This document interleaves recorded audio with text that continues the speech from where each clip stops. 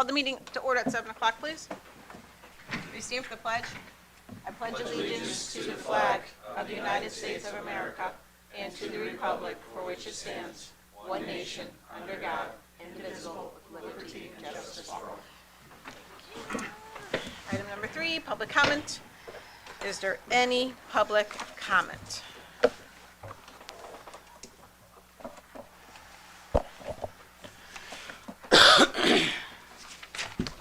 Debbie Zamowick, Alterio, 37 Cold Spring Drive, Oxford, Connecticut.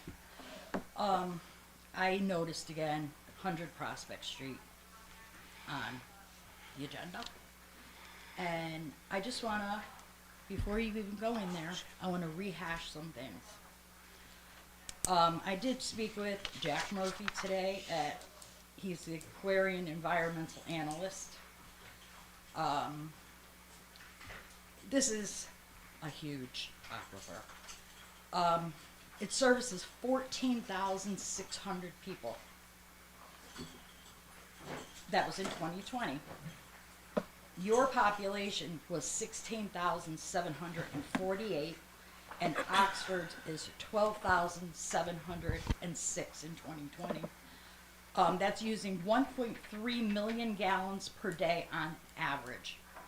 The Oxford well fields provides 57% of the demand and other resources are from, the rest of it is from other resources. 740,000 gallons per day on an average, equivalent to 514 gallons per minute over 24-hour period. Parts of Prospect Street, 50, are in the aquifer. 100, the majority is in the aquifer in the northwest. That's the Coulas Terrace Prospect Street area. And I got information, I sent it over to you for the municipalities. This is a horrible idea. I don't know, make sense of this for me. I am in Oxford, and I am fighting to protect this aquifer. We are doing everything we can in our regulations, in moratoriums, and you think you're gonna, and you wanna bend a knee to a developer. Makes no sense. Make it make sense for me. Other than, are you that desperate for money that you have to sell this piece of property? It's only gonna cost you in the end. Who's gonna take care of my well? Because that northwest corner up there is my neighborhood. Who's gonna take care of my well? Because there's 13 houses on Cold Spring Drive. None of them have city water, and they can't get it up there unless it's a $5 million pump up. Who's gonna cover it? It's been shot down before, twice. It's a 2-time loser. The only way into that property, and I'm sorry, Ms. Danke, if I'm a little bit worked up. I apologize if I get a little loud. I'm not yelling at anybody. But the only way at this point, you couldn't get it in the first time, you couldn't get it in the second time, and the second time was with the Claritas Miller paper road. It was shot down then too. Where are we going with it? Where's it gonna go? You need not sell this property. You own it. It's protection for you, and it's protecting 14,600 people's water supply. I would highly suggest you do not sell this land. Thank you. Is there any other public comment?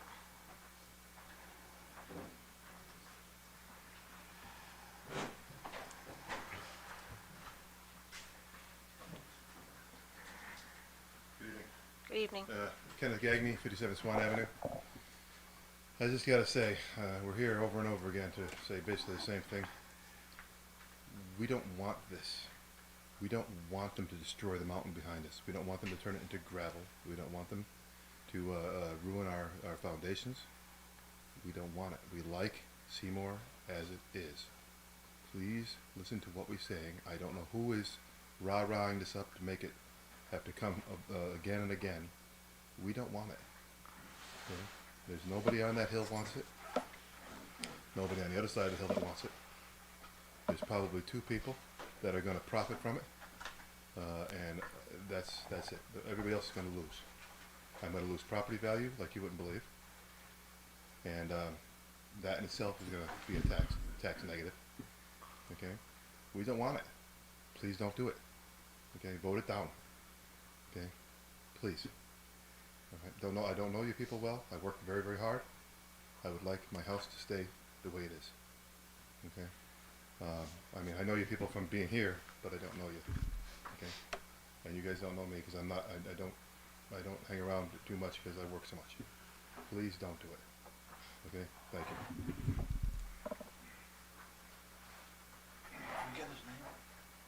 Mr. Gagnon? Mr. Gagnon? Gagny.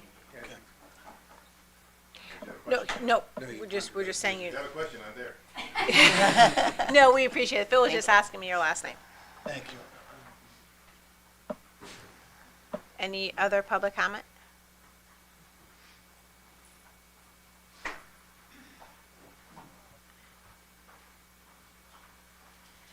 Jessica Ruthenberg, 57 Swan. I've lived at 57 Swan for 23 years with my family. It's been in the family for 3 generations, maybe 4 generations. We are Seymour Strong. We've been Seymour Strong for over 100 years. But sometimes it feels like when I hear these, oh, it's a quarry, oh, it's going to be this, like, it feels like we're only Seymour Strong when Seymour Pink has their 5K in October, not year-round. And I ask you to be Seymour Strong and care about not only the land, the people, where your money's going to, because it feels like you're giving us away for profit. Thank you. Any other public comment? State your name and address for the record, please. My name is Carol Papley. I live at 54 Swan Ave. Excuse my appearance. I worked all day. I'm a little crazy. Carol, can you spell your last name, please? Papale.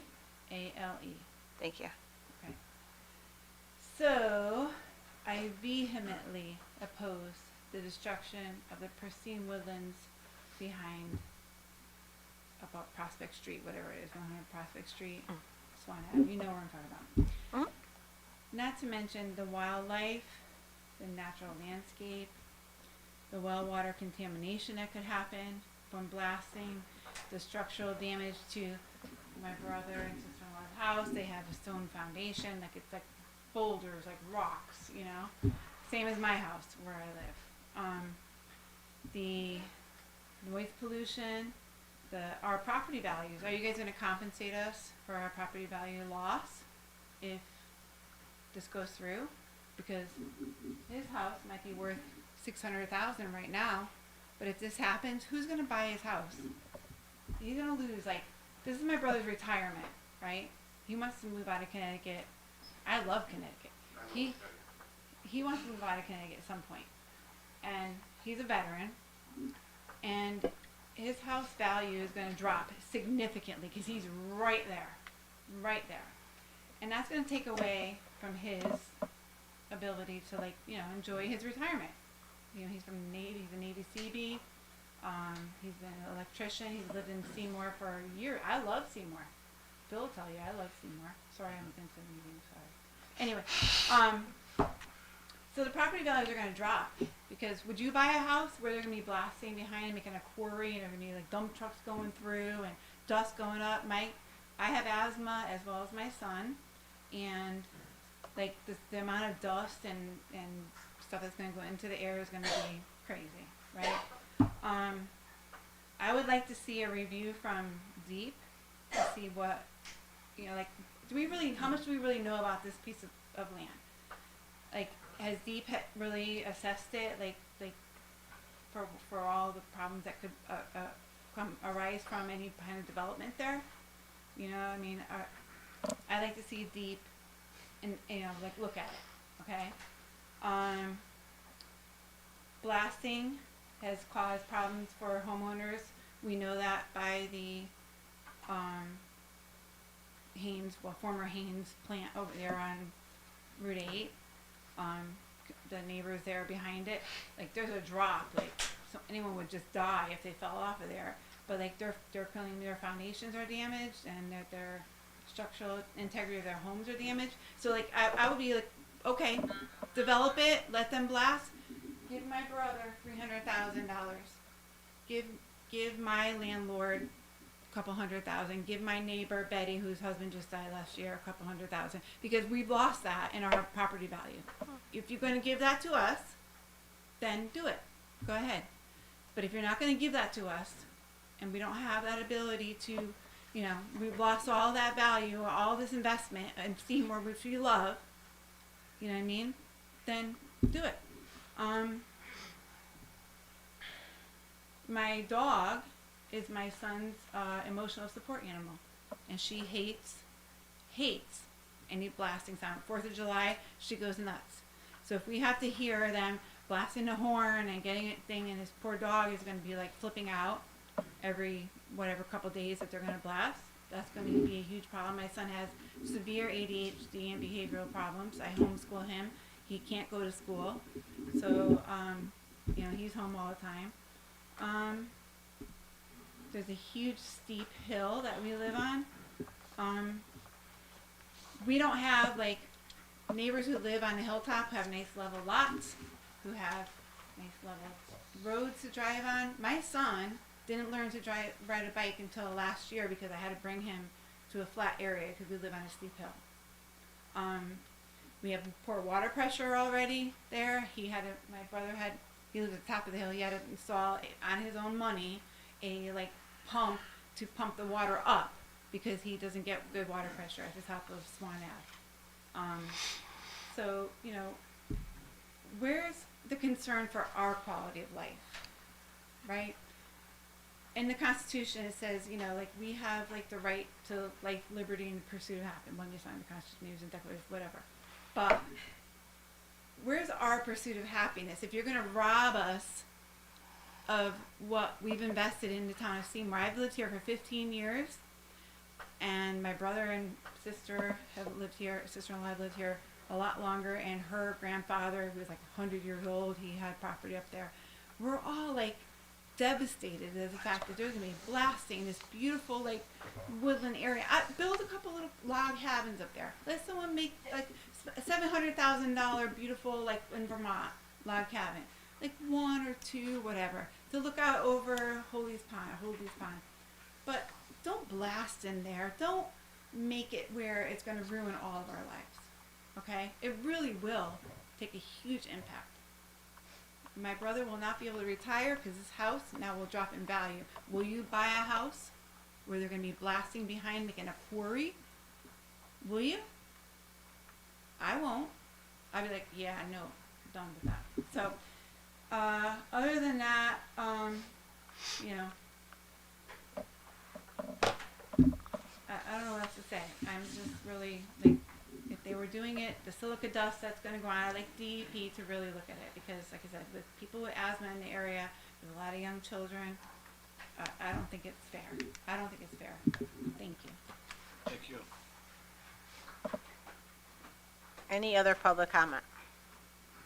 Public comment going twice.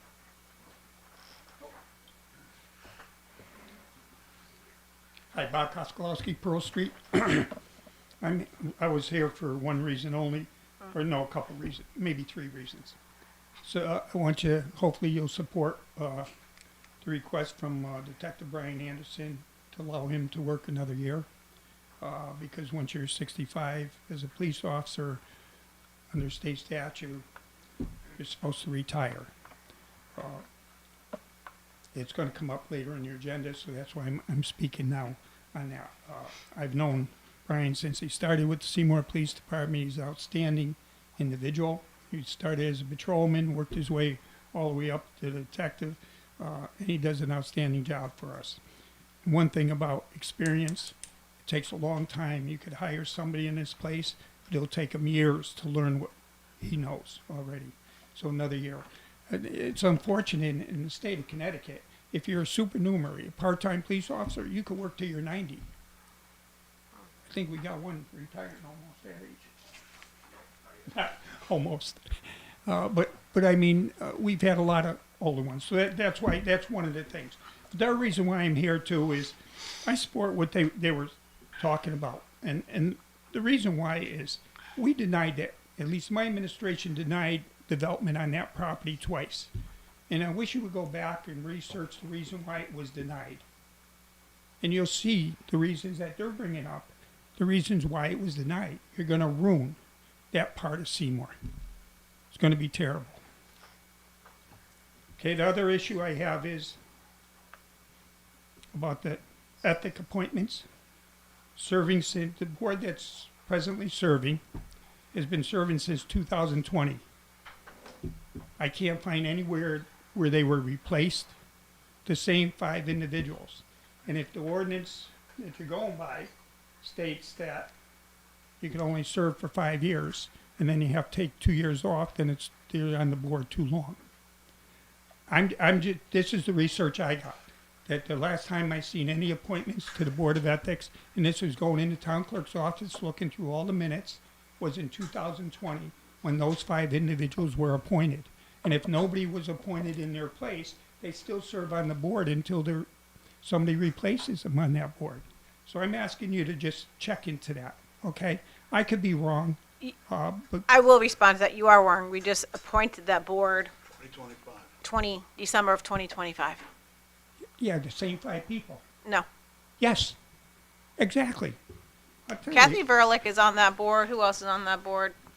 Bob Finley's on that board. Al Bruno's on that board. Yep. 5. Kathy Verlick, huh? Stefan Buhuniak's on that board. That's 5. That's 5. Yeah, and you appointed the same 5 from 2020. In 2025, you appointed the same 5 people. The same 5 people are on that board. But anyways, just check that, okay? Because I want to make sure due process. I'm not here to cause problems. All I'm saying is that I was just concerned about at the last meeting, we have a charter that says 5 members, and then we have an ordinance that says 5 members and 3 alternates. The charter, it takes precedence over The an ordinance. So you have to go by the charter. So you can't appoint alternates. I know the attorney's going to disagree with me, but you can't. I want to make sure it's due process. Whoever the violation is against, I want them to have due process. The other issue I have is under FOI. If a person is going to be spoke about at a meeting, has to be notified, and he has a right to be at that meeting, and has a right to have an open session if he wants to. Otherwise, it becomes executive session. So I don't know if the person has been notified. The other issue I have, and the last issue, is I watched that zoning meeting. Which one? I think Phil is the chairman of the board. Last week, when you live stream it, Thanks for bringing it up, Bob. The ZBA. ZBA. I watched it. Boy, did I got to go to the next meeting. Because somehow, somebody got so confused. You have 200, 150, 200 people at these meetings, and they think it's all about closing down a farm. It has absolutely nothing to do with farms. It has everything to do with the zoning violations. So please, I wish the public would understand when they go there. There was one gentleman that stood up and talked for about 20 minutes about closing farms down. We've never closed a farm down in Seymour. We want farms. You know, but they just have to make sure they follow all the rules and regulations going. But just check on ethics for me, only because I just want to make sure that we do it properly and everything is, we dot our I's and cross our T's on that. And the last thing I say, I just want to say one thing again about the town of Seymour. I spent my whole adult life in the town of Seymour. I moved to Seymour in 1964. I've been here ever since. And it's a beautiful town, and I want it to stay that way. And by allowing condos and other over senior housing, which I'm probably eligible for now. Maybe next week I'll be eligible. But anyways, it just isn't the right place for this to happen. You're going to destroy so many families. So that's all I have to say. Thank you. Thank you. Is there any other Hi, I'm Elizabeth Fatek Rouchy. I use my maiden name because some people may recognize can you just spell your name so that when we take the minutes, we have the correct Okay, spelling? the last name is Rouchy, Raucci. The maiden name is Fatek, Fatek. My family has been in Seymour for well over 100 years. My parents grew up on the hill that I live on. I live at 56 Swan Avenue. My mother grew up on Johnson Avenue. My father grew up on Swan Avenue. I was born in the house that I'm living in right now, which is my retirement.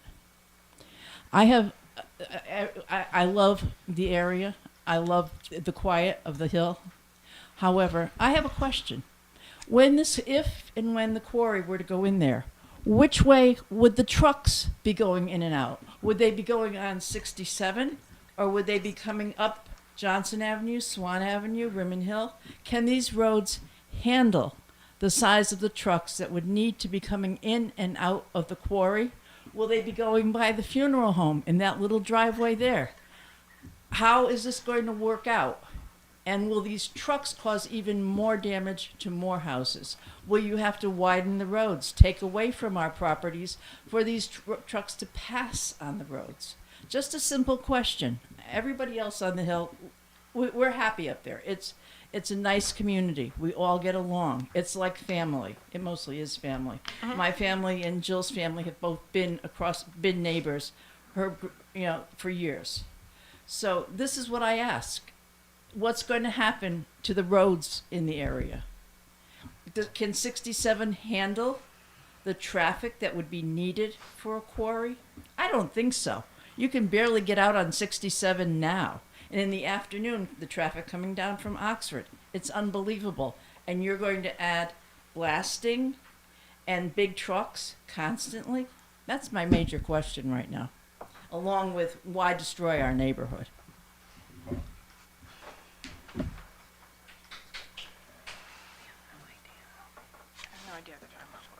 Is there any other public comment?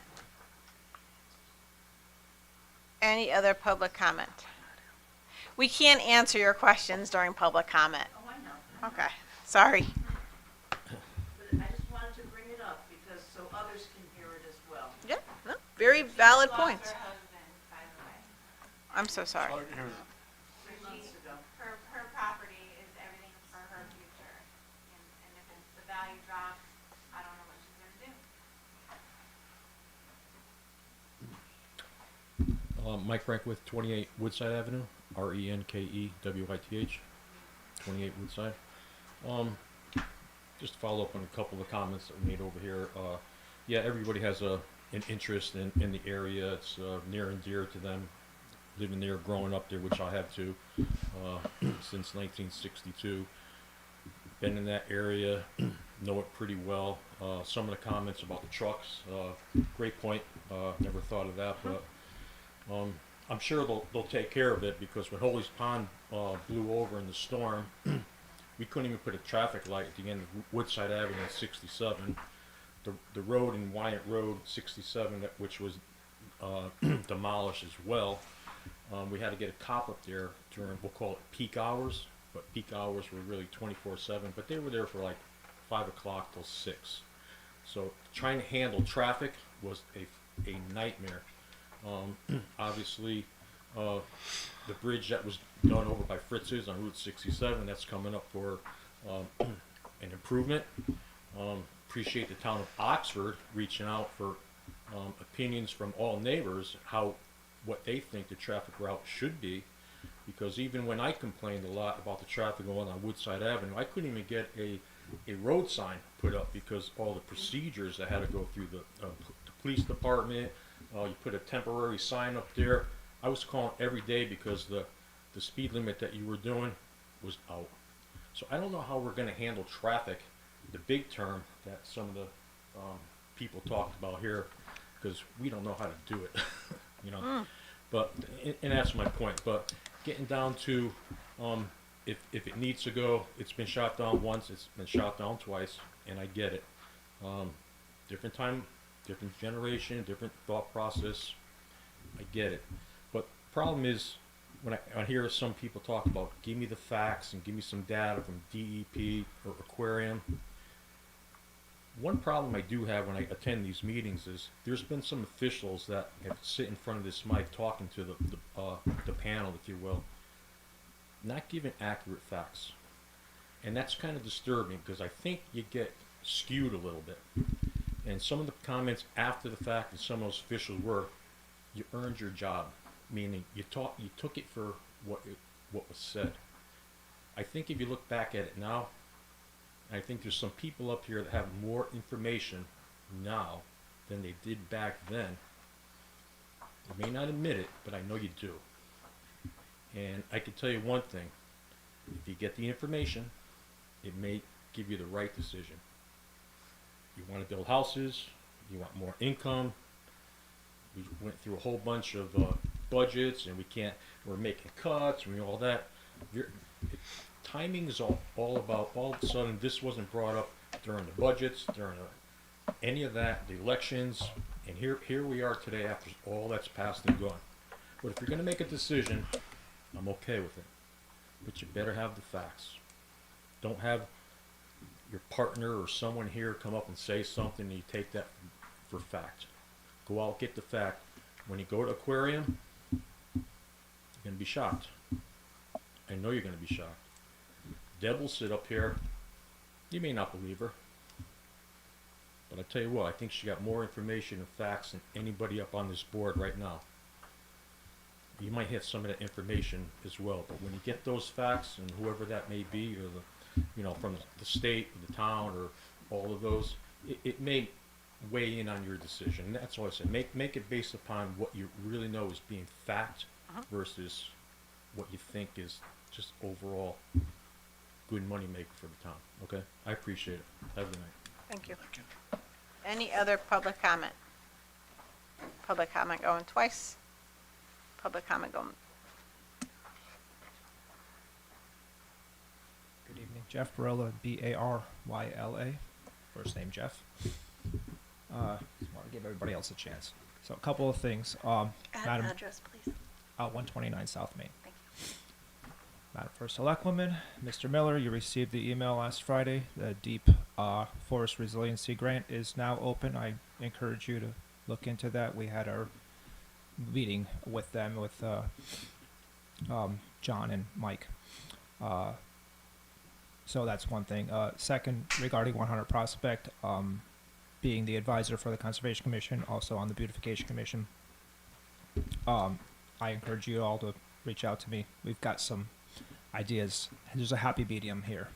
There's something that could be done that can appease both parties here. So let's have everybody sit down with me and Jim and whoever. Thanks. Thank you. Any other public comment? Public comment going twice. Public comment going 3 times. Okay, we'll close the first public comment. Can I have the approval of the regular meetings from June 2nd, 2026? Make a motion to approve the minutes from June 2nd, 2026. Motion by Trish, Second. second by Bob. Discussion? No discussion? All in favor? Aye. Chair votes aye, motion carries 6-0. Okay, in your packet is the appointments. And before we go into the appointments, since, there was a big discussion about appointments at the last meeting.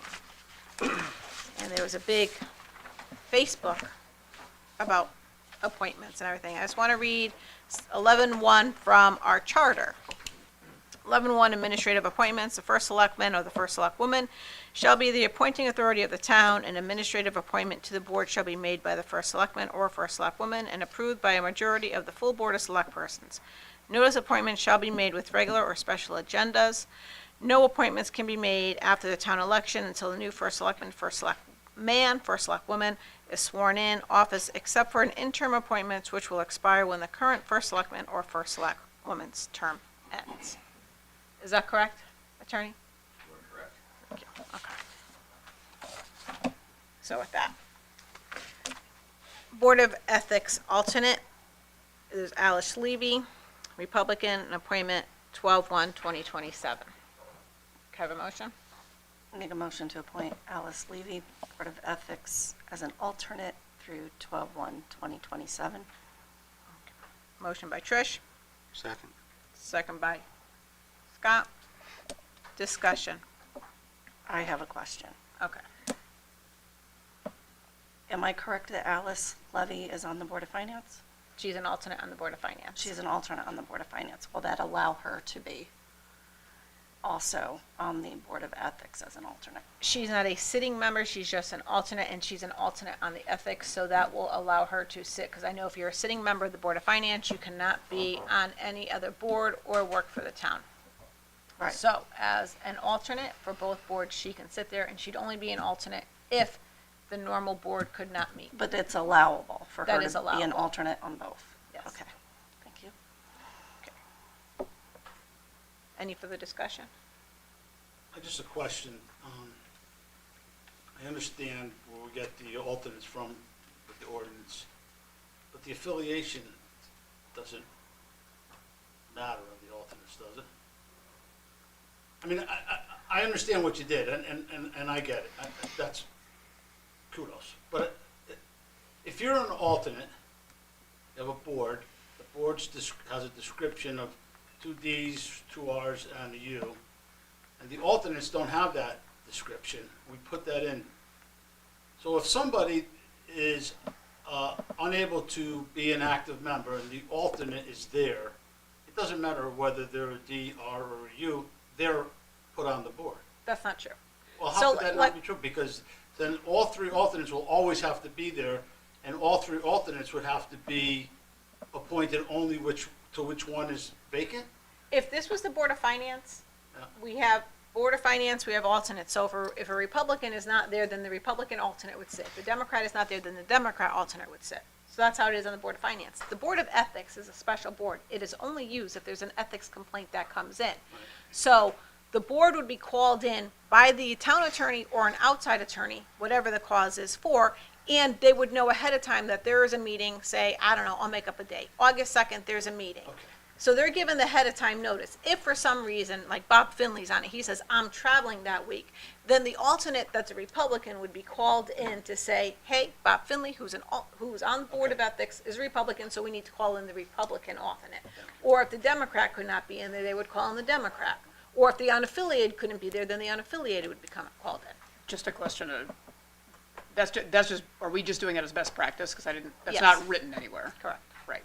Well, because you have to have, for the Board of Ethics, you have to have 4 sitting members. Yep. It's not a quorum, you have to have 4 members for a quorum.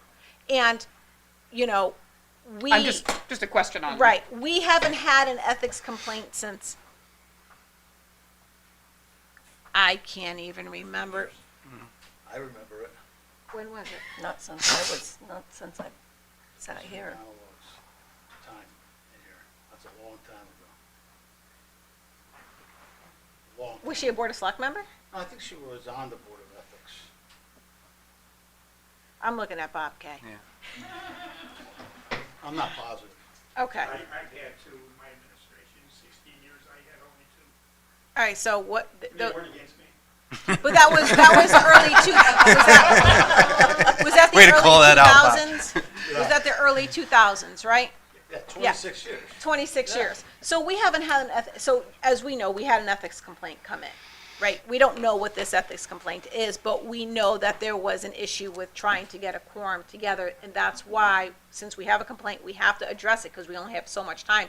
We have to make sure we have a quorum. I understand. And I think that we will be prepared and not be caught with, in behind the 8 ball next time. And this is pretty good stuff. Trying to be proactive instead of reactive. The only thing I'll ask, and I know we talked about it last meeting, is that we review the charter, because there are discrepancies between the ethics Yeah, and we the gotta charter, clean that. and make That's sure gotta that it's get cleaned cleaned up. The ordinance has to match the charter, because as the charter is our town law. Yeah, Right. and there's some discrepancies, so I think if we can make that a priority in the next few months, it'll be good. We'll set it for the July meeting. We'll put that onto the we'll put in a charter revision, or an ordinance, we'll send it to the ordinance. Send it to the ordinance to make the ordinance match the charter, because Yeah. we just did a charter revision commission. Yeah, right? Yeah. Yeah. Okay, thank you. Okay, all in favor? Aye. Aye. Chair votes aye, motion carries 6-0. Cindy Dion, she's a U, Board of Ethics, alternate, replacing not available. Type, it's an appointment until 12/1/2027, and Cindy did say on one of the comment strings that she did want to be, right? Yeah, I'll make a motion to appoint Cindy Dion as an alternate. I'll second it. Motion by Brianna, second by Bob. Discussion? All in favor? Aye. Chair votes aye, motion carries 6-0. Now, we know, and this was the point of contention, because you guys gave us, the Democratic Party gave us Teresa Conroy, right? Yep. That was your name that you wanted to give for the Board of Ethics as an alternate for the Democrats, and a appointment 12/1/2027. Motion? You make it? Go ahead. I'll make a motion to appoint Teresa Conroy to the alternate on the Board of Ethics. Motion by Brianna, Second. second by Phil. Discussion? I just have one thing. Given what was read from our charter on the appointment of alternates, I'm personally not in favor of appointing Teresa, and I would rather go back to the original person. Rob Van Egan. Yes. I mean, honestly, I think it was disrespectful the way that things went at the last meeting. And given the way that the charter reads, I think that we should go back to that original list. The previous one didn't include an unaffiliated voter, but I think in all fairness to the first select woman, because she did follow the charter, that was appropriate for her to bring forth and not go through what we went through the last time. She did not follow the charter because alternates aren't mentioned in the charter. They're mentioned in the ordinance, and the ordinance states, see charter. So on then top of why it, are you voting yes on appointing alternates then? Because we need them. Okay, we so we just have a learned- need. Yep. She was filling that need, and now you're voting yes on that, but you say that we're going against the charter right now. That might be true, but I think it's because our town attorney, I think it was made clear, correct me if I'm wrong, but the town attorney is the one that said that we need to get the alternates. Was the outside attorney. Yeah, Okay. so, I mean, while I agree with what you're saying, Scott, in terms of it doesn't align to Phil's point, I think our backs are up against the wall, right? And as we talked about, we have to mitigate what's in either the ordinance, the code of ethics, or the charter to match, but we also need to do something, or we cannot. There's a chance we can't disagree move with forward. that. So that's the first thing. My other piece of this is, and I think Anne Marie, I'm not gonna. Yes, she did follow the charter, absolutely, and we've had a discussion that while that is what the charter says, it is also like a common practice to ask your other party, right? And I don't think that she was doing anything. We were trying to move this along very quickly, but that was our point: is hey, can we have a say in these appointments, or at least have a conversation about these appointments moving forward? And I think that just as a common courtesy but she did follow the charter. I agree with you, but it is a common courtesy and common practice. I don't think that she meant to. I think we were trying to move expeditiously. Yeah, However, right? I agree with you, but to that point, after the last meeting, my recommendation was get rid of the niceties, just do the appointments, because to me, I was entirely embarrassed to be sitting up here while all of this was happening over appointments.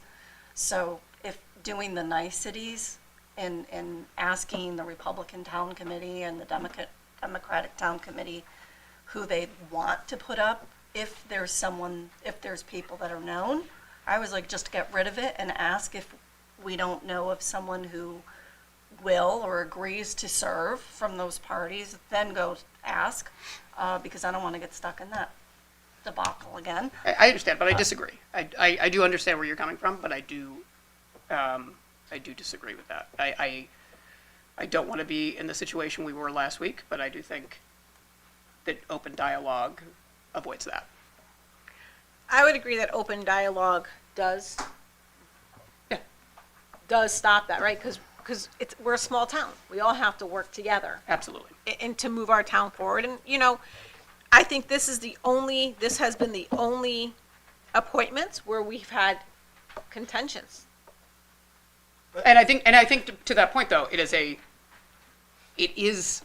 a very, it's a contentious moment, right? And we want to make sure that all of us are understanding who we're appointing and what we're appointing, you know, for this board, because it's a very important board. It is a very. And I don't, you know, Right. I think that was kind of where Phil was coming from. Yeah, but to be fair, the initial appointee who was in that, you know, if you were to ask me, he's very well he's credible to be on an ethics board. You know, whether you guys agreed whether he's the right person or not, now you put somebody else in who you might say, well, maybe that person is, you know, doesn't have the same qualifications as the other. The other one that was posted, he's about the most ethical person I know. So when I look at it, I see him as being more ethical. But that was not the start of the dialogue last meeting. But The individuals were not named by me. I did not have any contention. I had questions that started the process of discussion that the charter and the ordinances were opposed. We've never done this before, and we're going into a motion, and I had questions, and I felt like we would have it. I would have not ever brought up that I opposed or not opposed any individual on that list. I opposed the process, and in that process changed. We've never done it before, never ever done it before, and that's the reason why I started that conversation. If I embarrassed anybody, I apologize, But that's where Sorry. Scott was going, where that first list then, if we're all in agreement, then that first list was the list to go with at that point. I mean, unless you want me to say it out loud, there's a motion and a second on the floor right now. Are you calling the question? Is that what you're doing? What's that? Calling the question? Am I calling the question? Because we're still in discussion. I mean, now we're having discussion because we had a first and a second, right? And now we go into discussion, whereas we weren't able to have a second in the last one because we didn't follow Robert's Rules of Order on that one. But now we're following Robert's Rules of Orders, right? I disagree. Okay. That's okay. You cannot ask that question as a, and it's it's not not about public that. comment. So it's not about that. Bob, let me ask you a question. Would you rather we table this altogether and go back into a conversation and rethink the original list? All right. I know the question was to Bob, and not to step in. There is a complaint put in, and we need to act on this complaint, right? We need to act on the complaint. Because the town is not gonna get in trouble because this board can't decide who, or we're gonna internally fight because of, you know, who we want as an alternate. The alternates are only used if the people cannot be there and be used. That is it. I'm not questioning that at all. I'm fine. Okay. So, any more discussion on this? Not from me. I don't know, with what everyone's saying, I like both candidates, but I don't see anything wrong. I know both candidates. I think that, I agree with the Yeah, 'cause if original I came across candidate saying- should be, If they brought heard up. that, I'm not saying that she's not ethical. She's very ethical too. But the first list was fine. correct. my That's what point. I'm saying, and, yep. That's it. I'll call the question. Okay. All in favor? Aye. Against? Noes? No. Abstentions? I abstain. Okay. I'd like to make a motion that we add Rob Van Egan as the Democratic alternate to the Board of Ethics. Motion by Scott, Second. Second by Bob. All in favor? Discussion. Oh, discussion, sorry. God almighty, I did it again. Discussion. I just think it's fair to Mr. Van Egan.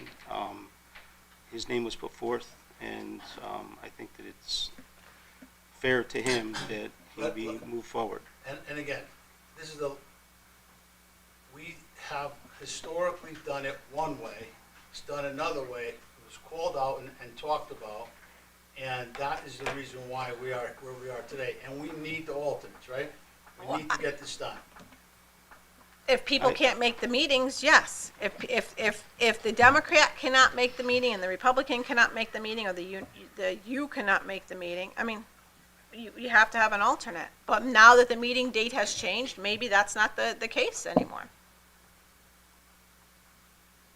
Yeah, I want to make it very clear, it had nothing to do with the candidates put forward. I think we tried to make that clear last week. I'm going to reiterate that right now. Yeah.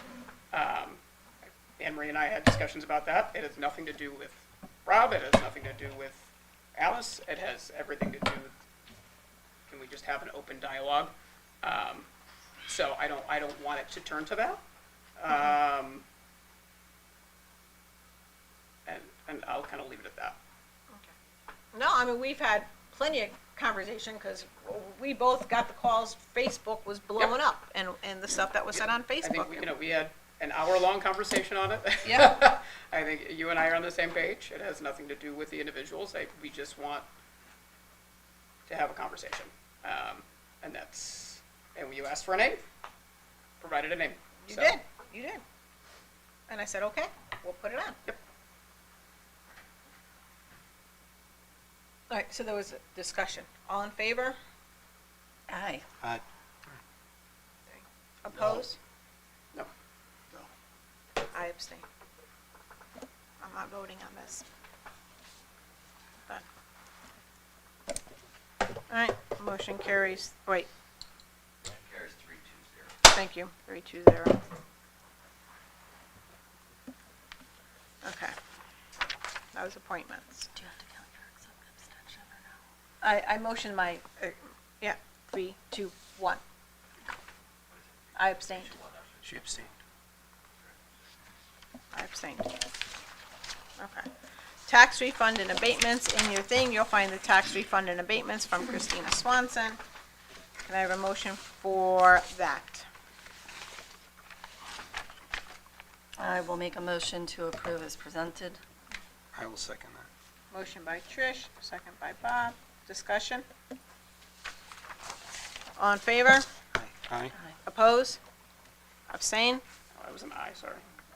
Pardon? I was an aye. I didn't Okay. get it out fast enough. You moved very fast. Sorry. We have a lot on the agenda. Phil? Aye. Thank you. Motion carries 6-0. Thank you. Correspondence is in your packet. You'll see the, really not, the Chief Buccarati is going to talk about Detective Brian Anderson, and we have the Micro Board Capital Investment for Economic Development. That's in there for correspondence. So we'll go into item number 8, discussion and possible action regarding the age waiver to continue working for Seymour Police Detective Brian Anderson. We have Chief Buccarati here to discuss. Good evening, everybody. I just came to support Detective Anderson in his request to work an extra year. As you know, Seymour's guidelines require his retirement at age 65, which he has attained, unless we have a specific waiver from the governing body of the town, which is you. Our police board supports this. I support Brian. I've known Brian since I started volunteering on the ambulance here, and when I was 16 years old. I saw him at Seymour PD. So he is still able to complete his job, do the functions of a police officer, and we would love to have him for another year. So I humbly ask your approval for his age waiver. Chief, this went, of course, in front of the police commissioners. Yes. Okay. And he's only looking for 1 year? 1 is it year gonna be with year the to year? possibility of, yeah, it would probably go year to year if he decided to stay again. I think he's indicated his possibility of entering a drop program. So I with the state. So we'd What take is it a year to drop year. program? I'm sorry. Seymour's has a program where you essentially retire and you collect your pension as you're working. It's to retain older police officers on their job. But there's a 5-year limit on that. It's part of the new CMER, the pension guidelines. Just a one-year extension at this point, right? Correct. Would you have to come back to, I mean, it's kind of a question for you and the attorneys, would you have to come back to us, because it is the governing body, would you have to come back to us if, say, he wants to stay another year? Yeah. Would you have to think come we, back I to think us? we would be prudent to do that on an annual basis, just to cover ourselves. What's his ERA? Extend his It's high. contract. He does, Brian is, like I said, he's a great employee. When we call for detectives to come in after hours, Brian always shows up. He never turns down a call in. He's working with our evidence right now. That's his primary responsibility. He like I said, he can still do the essential functions of a police officer. Shoot, run, maybe not as fast as he used to, but he still could do it. Because he just went through qualifications, you had stated. I shot right next to him on the line, so he did just fine. Okay. I've known Brian for a really long time as well, and he's always been a stand-up person. I'll make a motion that we approve his request for a 1-year extension on his age waiver. Second. Motion by Scott Andrews, second by Brianna. Discussion? All in favor? Aye. Aye. Aye. Chair votes aye, motion carries 6-0. Thank you very much. You're welcome.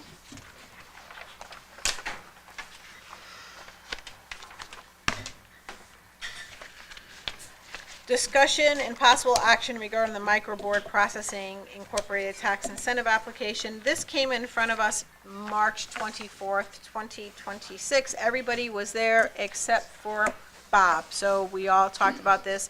Kurt wrote a white paper on this because Microboard Processing Incorporated is a civil defense company.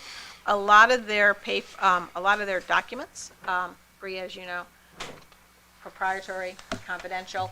So we will not be getting a lot of it, but if you want to see any of their paperwork, you can go into Kurt's office to view it.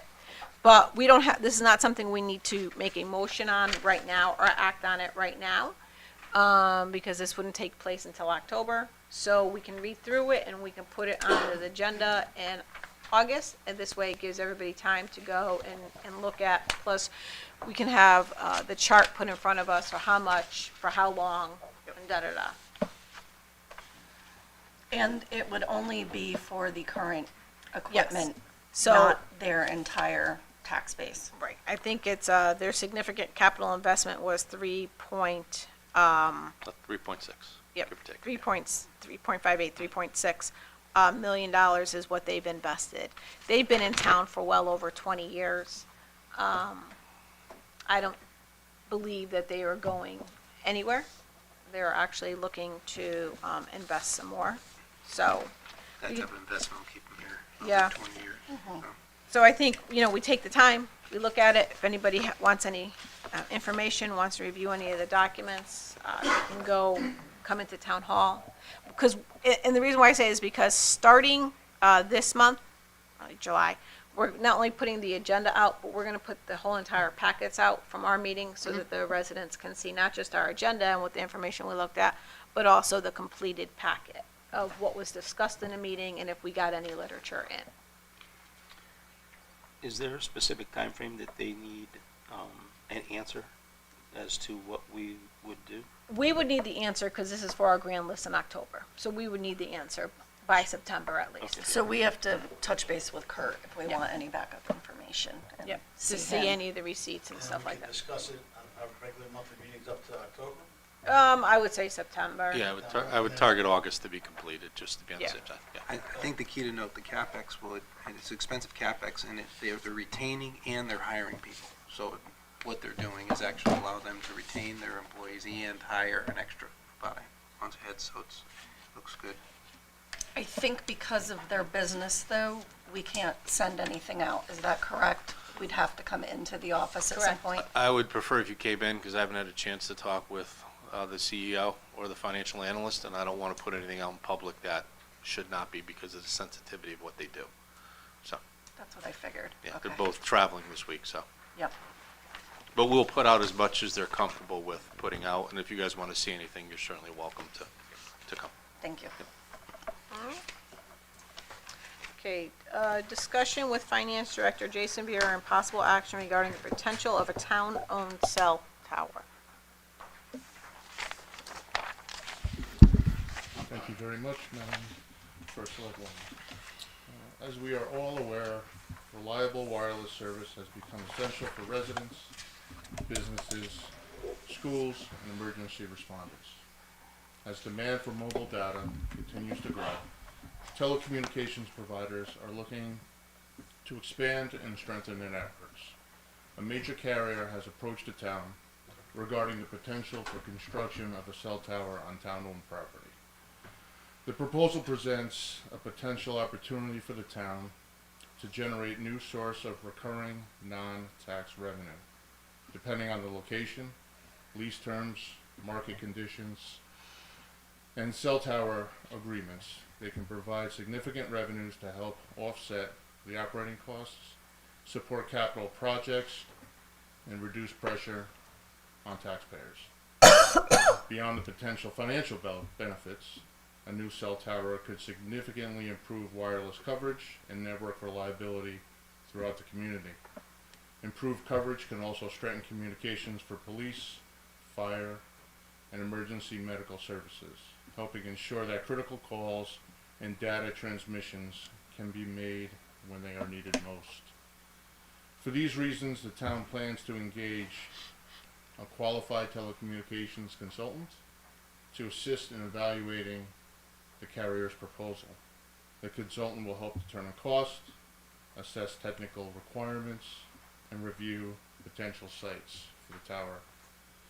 We're early in the process, but over the next couple of months, we will continue gathering information and discuss the opportunity in greater detail and provide additional analysis and recommendations as the review process moves forward. Happy to take any questions, but like I said, we are a little early on in the process, but we are starting to put some numbers together for this. Because once you get one carrier, you can make proposals and others can join that tower. Did they already have sites in mind? Or were they? There are a couple sites in mind, but I think we would need engineers and to go out and do some studies to make sure that they're feasible. But they offered, they already came to you with sites that they were considering. They did.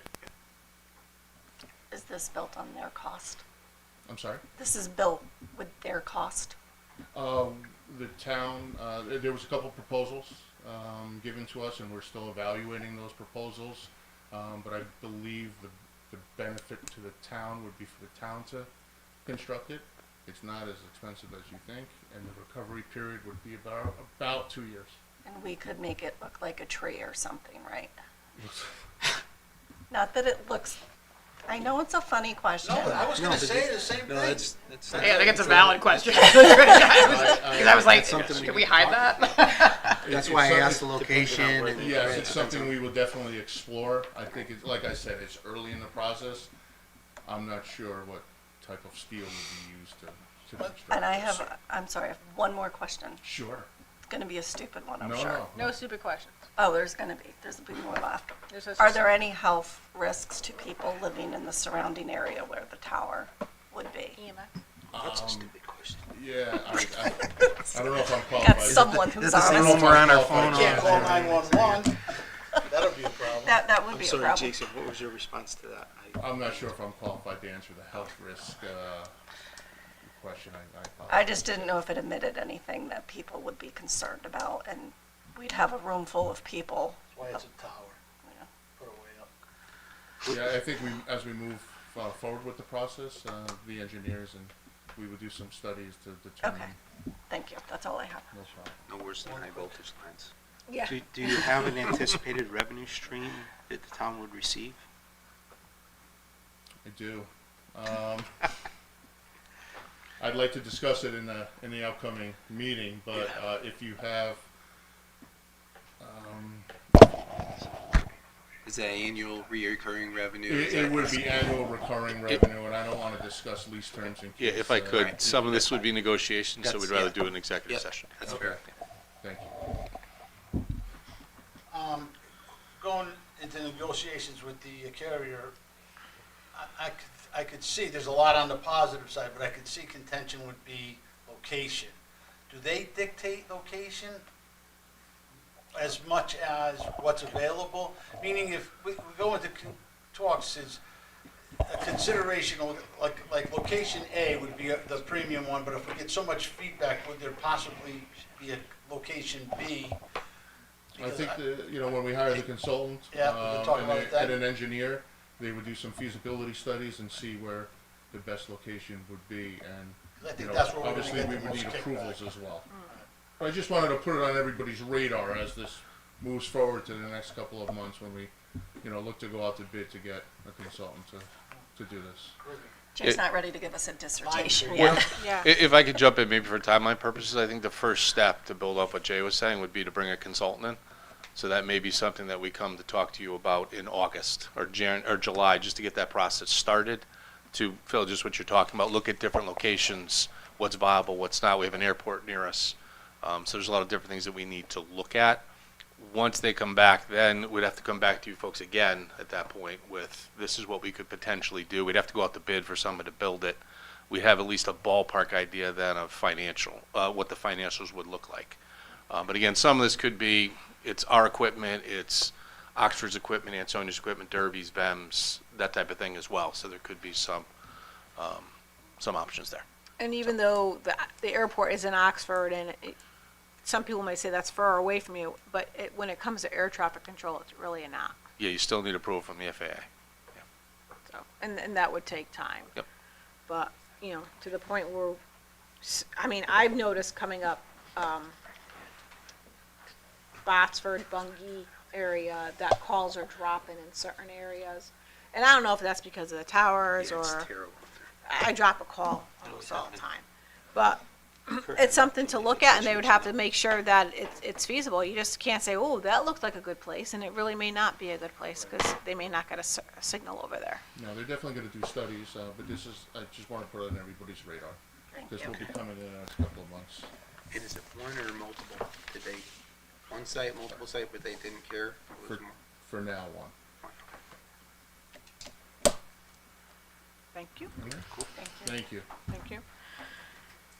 Executive session? Madam First Selectwoman, I move that we enter into executive session as set forth in CGS sections 1-231 and 1-206 to discuss correspondence received from Attorney Brian Leclerc of the Town Attorney's Office, which communication is privileged by the attorney-client relationship pursuant to CGS section 1210B10. Those present in executive session shall include members of the Board of Select Persons, Attorney Brian Leclerc, Chief Administrative Officer Kurt Miller, and Chief Financial Officer Jason Vieira.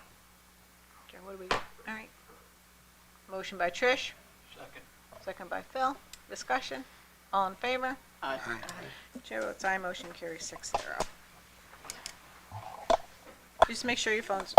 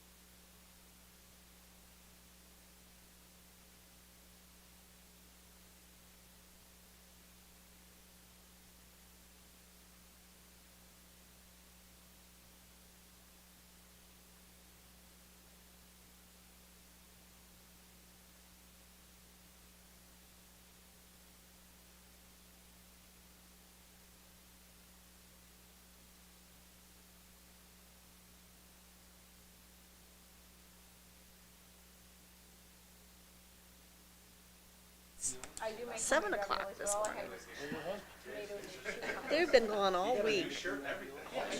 Camping. Tuesday night. Good for him. Like, you would like, little, yeah. Or we could like, we could all You're bring not just something saying nice that. in.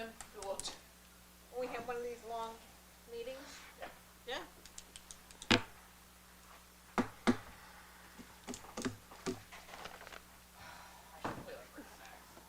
We should have. CBA, I mean, Alex raised the snack closet. I made him bring me water. Steve Aaron's gonna have to plug something in to put up on the screen. Okay. Yeah, Aaron.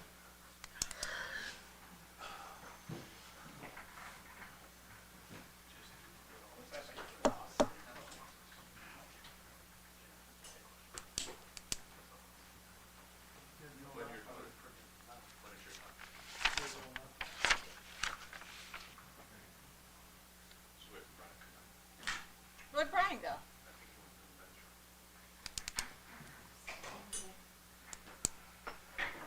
Last time I asked, I got yelled at. Yeah, you don't ask me where I'm going. Writing a book? There you go.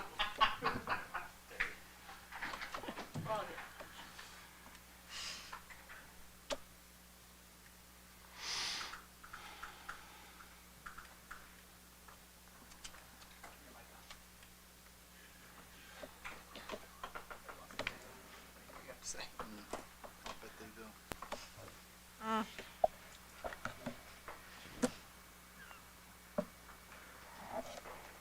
It's kind of good. Bree gets one side, I got the other.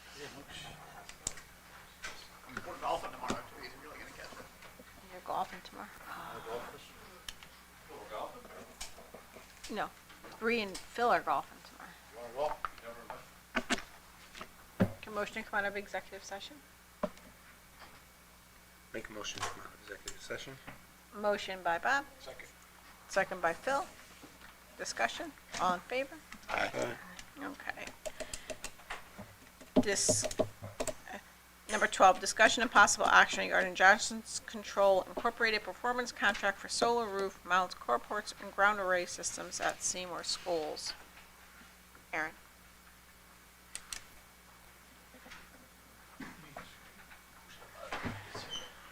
Ugh. My arm is hurting. No.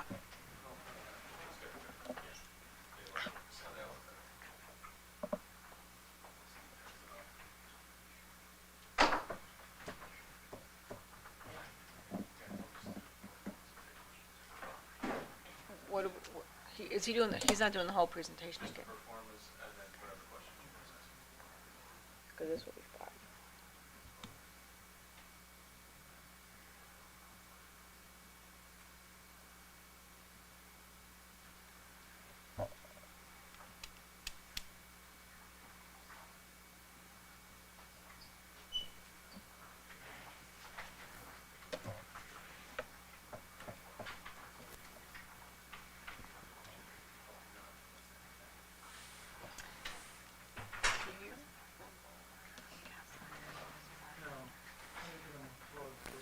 Let me just make copies of the 3 performers.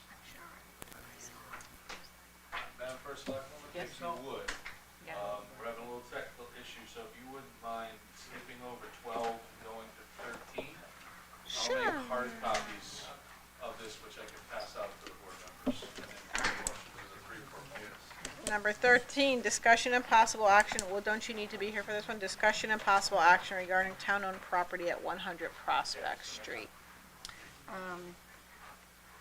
Make a motion to authorize the chief administrative officer to publicly solicit offers, including abutting landowners, for the purchase of 100 Prospect Street in Seymour. Motion by Trish, Second. second by Phil. Discussion? All in favor? Aye. Chair votes aye, motion carries 6-0.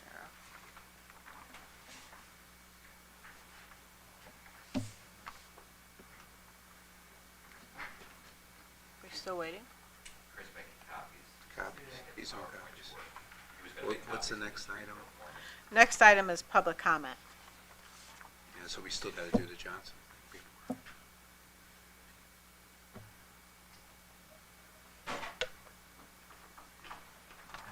Sure. I'm Joanne Capiello. Joanne, can you spell your last name, please? Cappiello. I live at 5 Stevens Street in Derby, but I do own property in Seymour. I own 2 parcels in Seymour. First, it's very disappointing, and I'm disappointed in each and every one of the board members. To me, all I heard from comments in the past were you wanted the revenue in, and to me, there's complete disregard for the safety. Now, there's been several people that have spoken about this. We mentioned about safety. We've asked you to come up and look.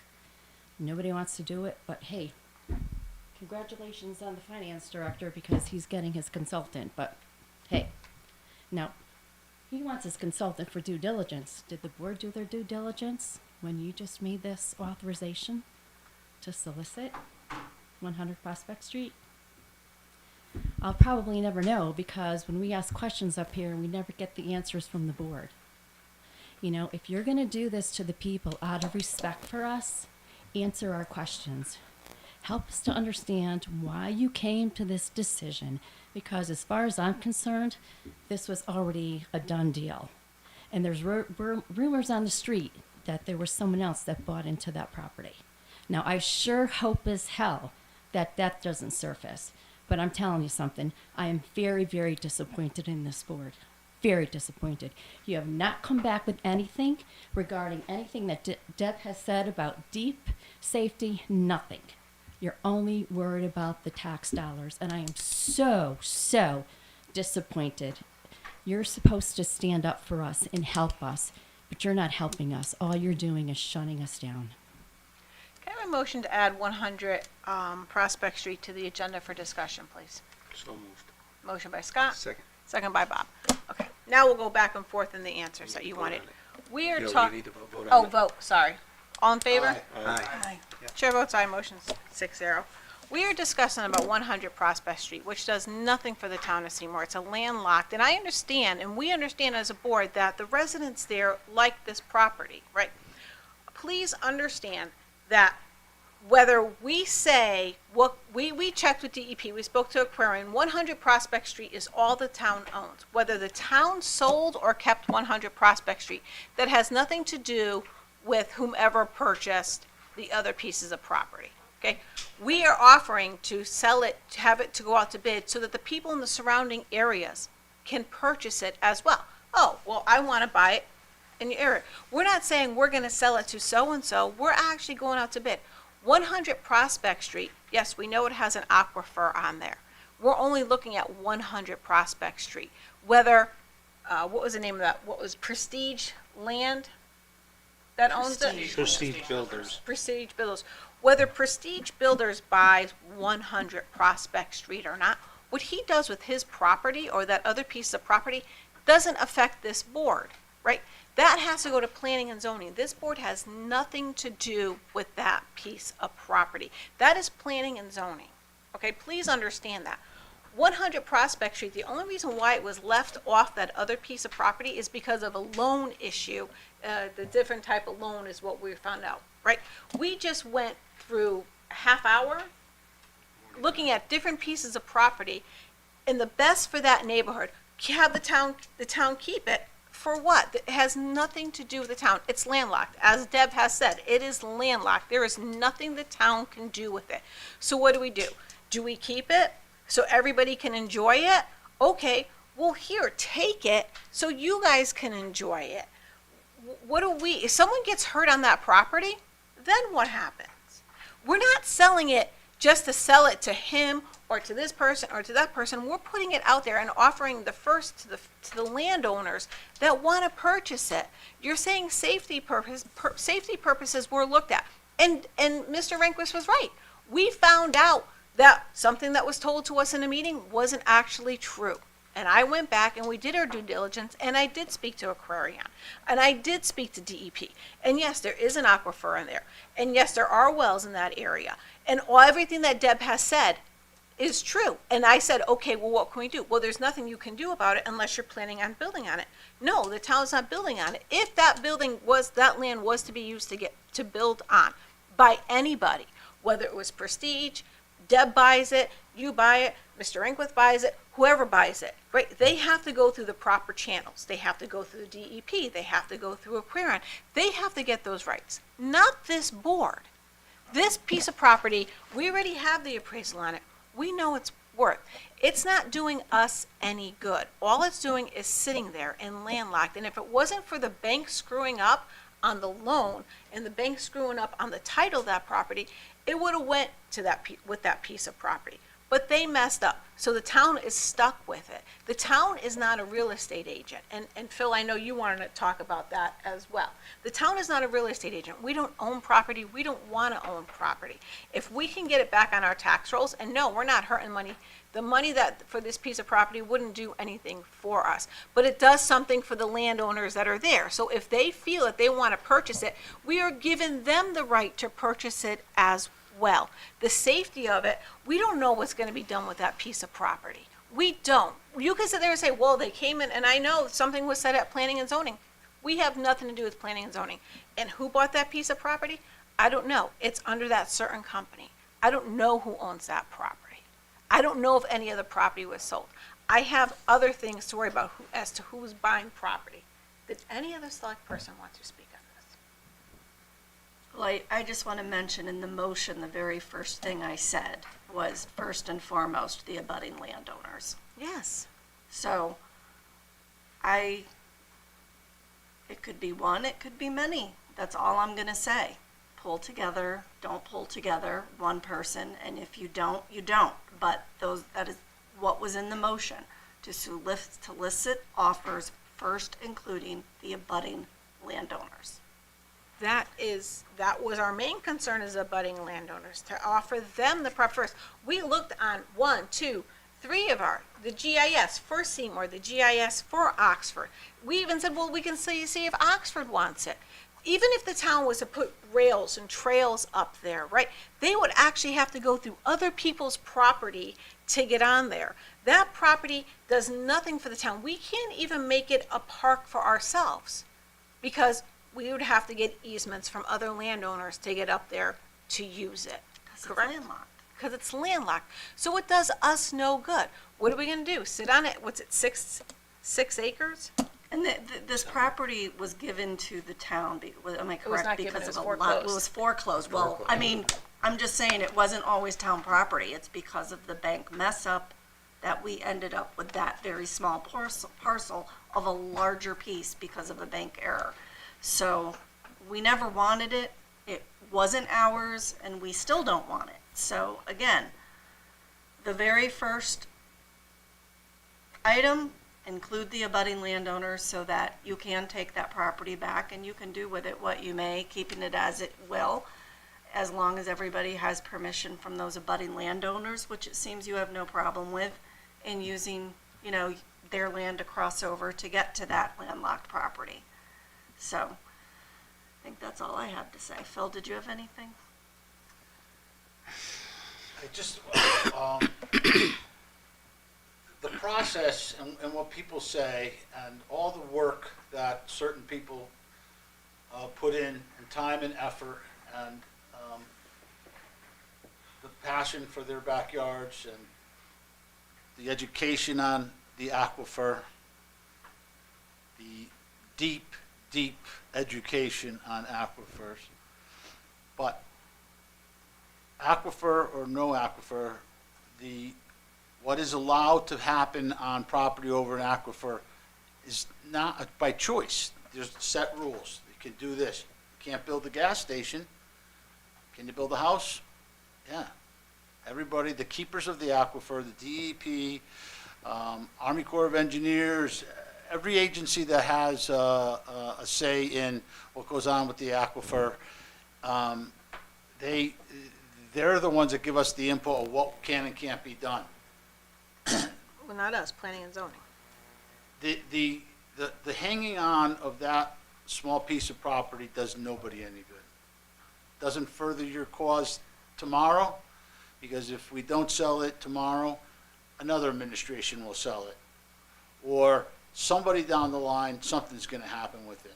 So I can tell you from the bottom of my heart, every possible conclusion was discussed, and I think that this is the fairest and gives the people that have brought concern the best possible for the outcome. Because there was no direct line to exactly what you wanted, but this decision, with painstakingly great questions were asked and in-depth considerations were made, that the fairest way for you to come to, or anybody to come to that other conclusion that they want, this is the best way to do it. So, And we all were questioning, I just want to butt in here. Go ahead. We were all questioning where everybody thinks that we are aware of a quarry going in. That's what you saw, everyone leaning over at each other, like, where are they getting that it's a quarry? I don't know where that came into play, but if you're hearing that, that's a rumor, and it is not a correct rumor. There's no quarry that any of us are, yeah. and the same preservations and guards go up for every property owner. Your consideration that you're a budding property owner, you know, you have the right to do with your land and come and speak forth for what goes on around you, but when you own the land, you have certain rights, and that's just, well, the law.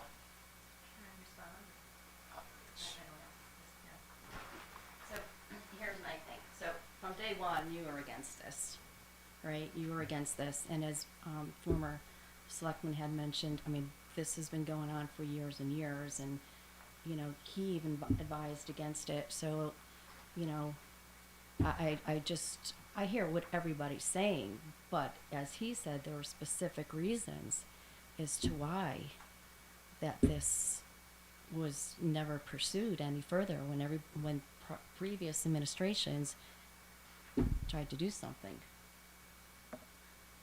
So what former First Selectman Kosgloski was saying, right, it was another person that owned that piece of property and they couldn't get it going.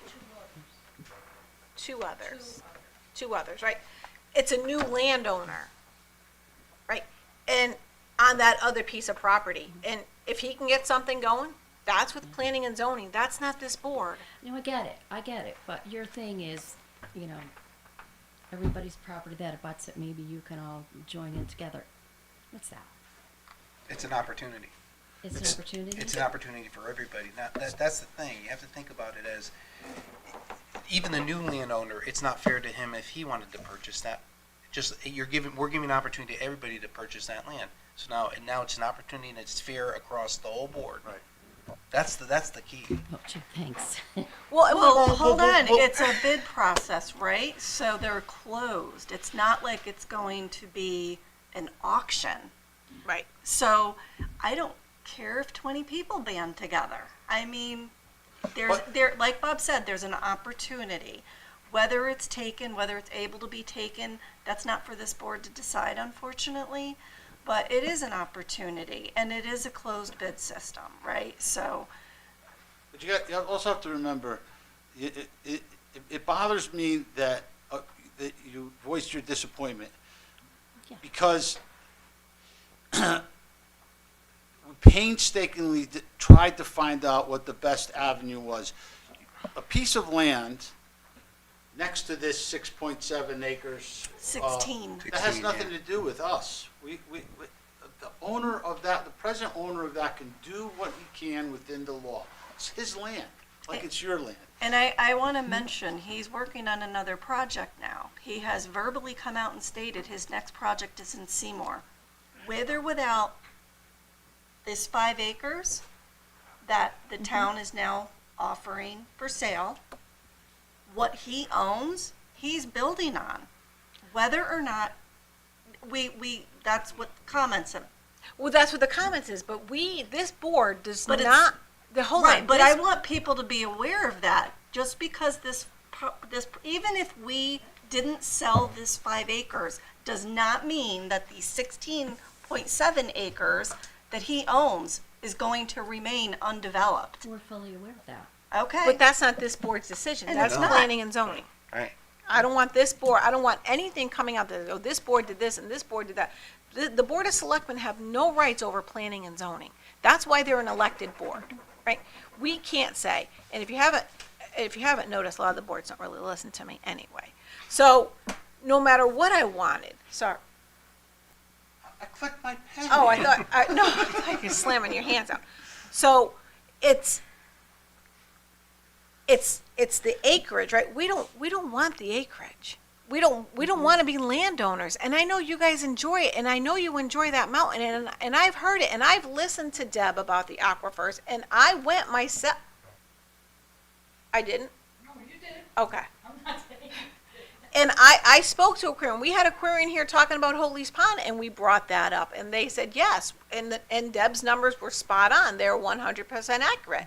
And she gave me the list of people she spoke to, and I spoke to them, and she says there are concerns, but before anything can be done on any property with an aquifer, it has to be approved by the DEP, and it has to be approved by Aquarian. All we wanted to do is say, listen, we got this land in a foreclosure.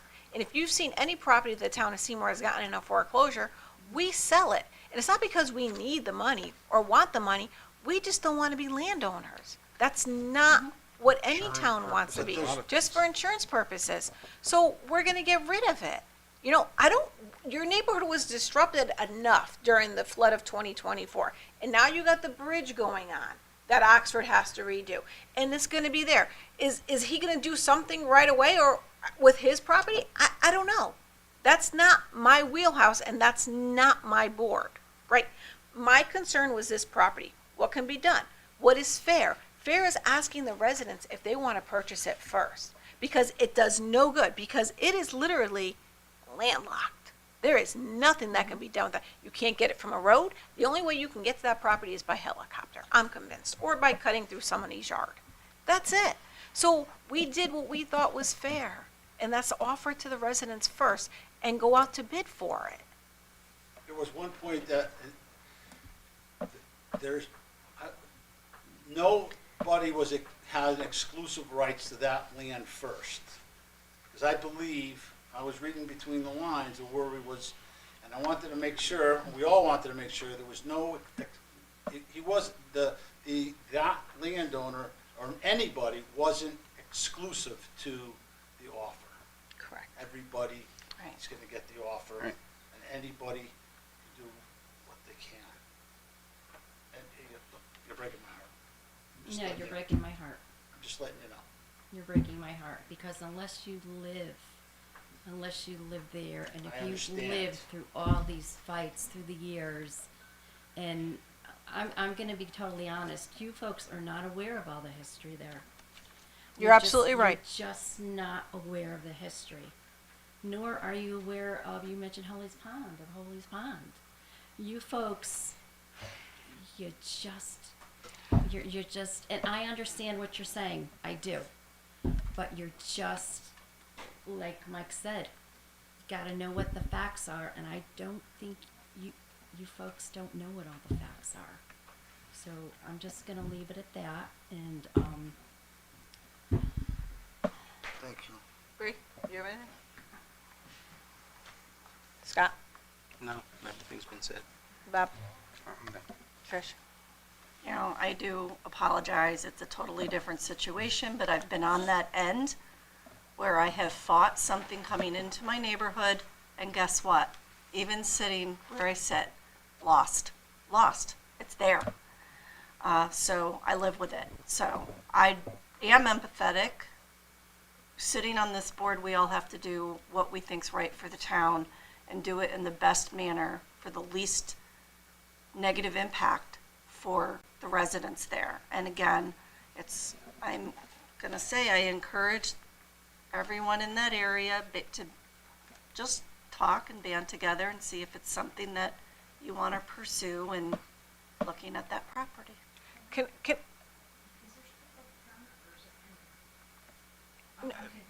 We added it to the we agenda so we can added have it a back and so we forth. can have a back and forth. We added it, yes. I'm gonna stay in here, but I am letting everyone know I do have to leave when I have to go after this. So I just don't wanna be rude and get up in the middle. I think the first meeting I stood up and I told you the benefits of holding on to a piece of property. And it was for natural buffers.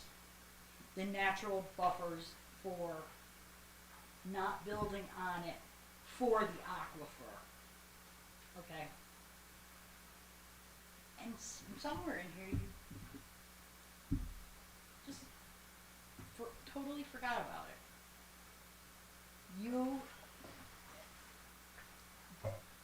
When you have something like this, you were asking about it, Corey, well, the word out on the street is very, very good sources that somebody else bought. You see these people here?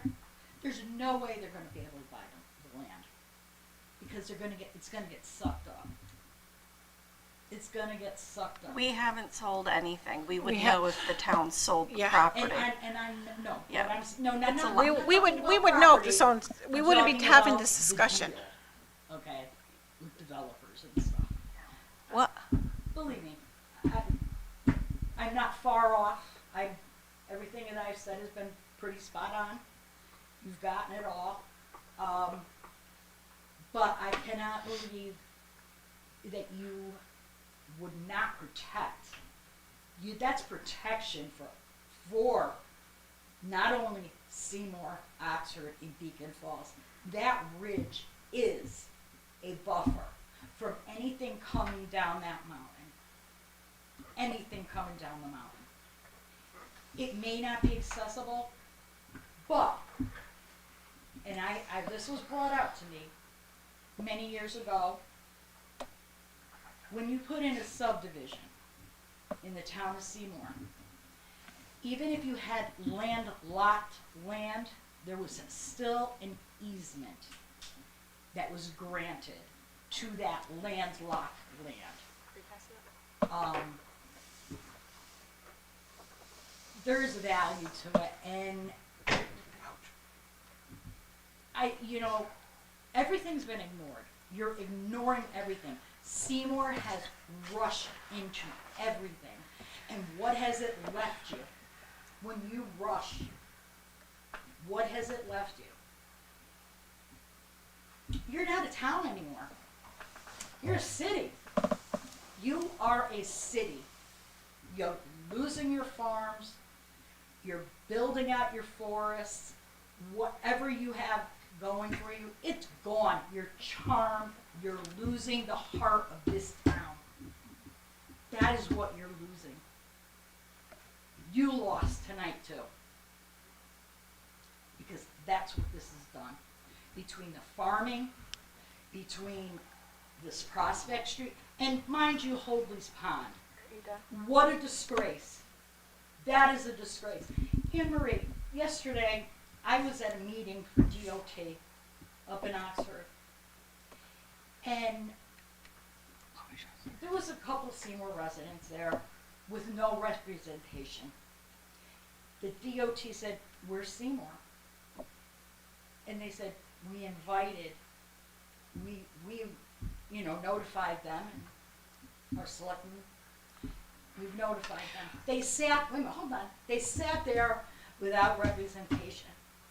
And George was talking about Hoadley's Pond and how we're going to get an engineer to. Did you put it out to bid yet, Anne Marie? Because it's not on your bid list. What? Don't you need a scope of work before you put something on bid? Yeah. Which they're working on. That has to be drafted. Yeah. Well, because it's a month. You know what? I am going to say something right now. I'm taking offense to a lot of what you're saying, because we've been talking about that 100 Prospect Street for many months now, and we've been going back and forth, and we've been getting piecemeal facts. But tonight at our meeting, everything that you've put forth and what Anne Marie has said and agreed to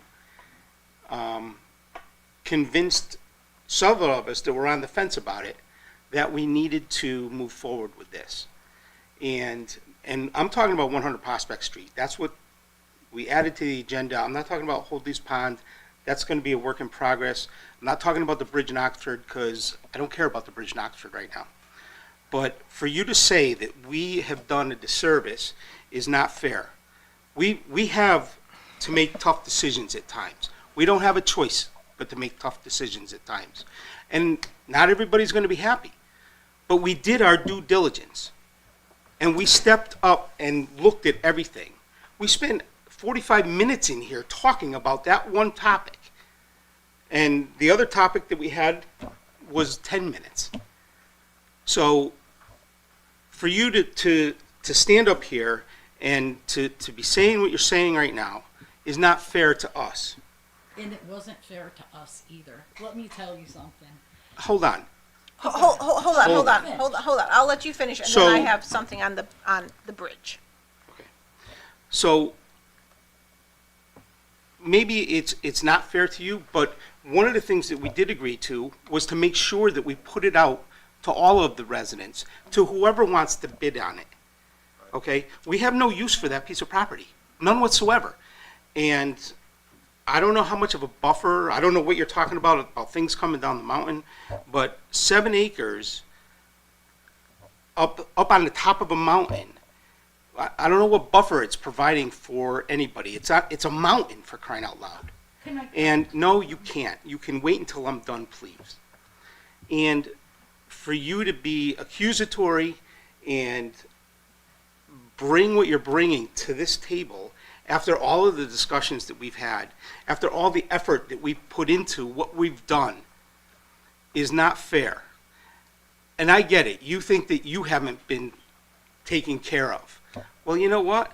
There's a lot of people in town that don't get taken care of on a regular basis based on decisions that we make as a board. Because we can't take care of every individual, but we can do our best. And that's what we're doing, is we are doing our best right now. And I'm really sorry that you don't feel that it's fair to you. It's not fair to Mike. It's not fair to Joanne. But, you know, we're looking at everything. We have to look at a bigger picture. And us selling that little parcel is not going to affect what anybody else is doing with the rest of that mountain. It's not going to affect it because we're not the planning and zoning. We don't get involved with that. Your fight needs to be with planning and zoning, not with us. That's where your fight needs to go.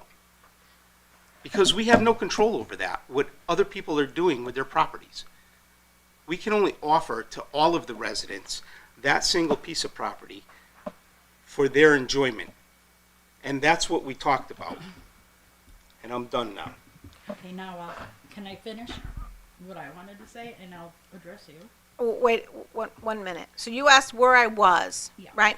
Between having to be at team for the federal funding announcement and the brownfields. I just don't sit in my office all day and twiddle my thumbs. I was at other meetings, and the Department of Public Works told me they were going to be there. Okay? So I have to divide and conquer with meetings that I have to be at. So before I just you. meant, when I'm No. saying you, I'm meaning the town. Where was, if you couldn't do it, shouldn't have you had representation? from Department these of people? Public Works was supposed to be there because that's who the initial email went out to, was to the Department of Public Works, and then they sent it to me. So, and that's where it goes. Or to the police department that was also supposed to be there for traffic control. So, in Holdley's Pond, the meeting was 2 or 3 weeks ago, and we have the engineer drawing up the scope to go out to bid. That's all we wanted to know. And I have that in my selectman notes. I'm glad, I'm glad. Okay, okay, so go ahead, finish. I'm just I don't saying, mean it that way, but. I hope everybody, when they put their head down on their pillow or they see their grandchild someday, I hope you can say, Grandma did her best for the town. I'm sorry that the water's polluted. I'm sorry that there's not enough water. You sit your head on that pillow and you be confident, because that's what this town's come to. Terrible. Terrible. And your comment about farming, I know you're at the meetings, And I know you weren't directing that at me, because I did, No, and I'm not, and when I'm addressing. because we're you, not I'm shutting down addressing you. farms. We've never shut down a farm in this No, you town, have so. not. Okay, No, you have not. but you did say we are shutting down farms. No, you would, the other activities on the farm, which essentially will shut down a farm. And I, But all I was saying is, I hope you could all set your heads on your pillow and then look your grandchildren in the eye. I do have to leave, I'm so sorry, but I am going to publicly I say for appreciate it. everyone to hear, I appreciate I it. will sleep well at night.